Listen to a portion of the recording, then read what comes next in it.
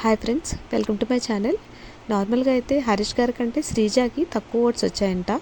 కానీ హరీష్ గారు ఎలిమినేట్ అయ్యారు. రీజన్స్ ఏంటంటే ఆయన హెల్త్ కండిషన్స్, అదే కాకుండా ఆయన్ని ఎవరైనా ఏమనంటే తీసుకోలేరు. ఆయన్ను ఎవరితో మాట్లాడకుండా ఫుడ్ తినకుండా ఒక పక్కన కూర్చుంటారు. దానివల్ల కంటెంట్ కూడా ఏం రావట్లేదు. అదే రీజన్ అని నేను అనుకుంటున్నాను.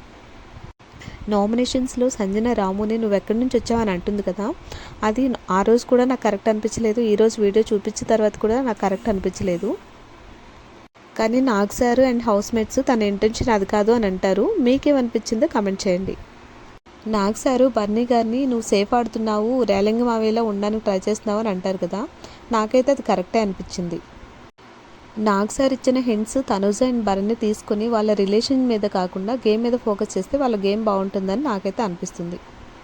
శ్రీజాది ఫ్లోరాది ఒక వీడియో చూపించారు కదా, ఆ వీడియో అయితే సంజనాకి శ్రీజాకి గొడవ పెట్టడానికే చూపించినట్లు నాకైతే అనిపించింది. పోపు గురించి గొడవ జరిగినప్పుడు తనుజ రెస్పాండ్ అయ్యే విధానం బాగాలేదన్నారు కదా, సంజన ఎవరు చెప్పినా వినకుండా గట్టిగా అరిచి ఏవేవో మాటలు అన్నప్పుడు ఇంక అలానే రెస్పాండ్ అవుతారని నాకైతే అనిపించింది. ఈ విషయంలో సంజనది తప్పుంది, తనుజ తప్పలేదని నాకు అనిపించింది. మీకేమనిపించిందో కమెంట్ చేయండి. ఈ వీడియో నచ్చినట్లయితే నా ఛానల్ని సబ్స్క్రైబ్ చేయండి. That's all for now. Thank you for watching.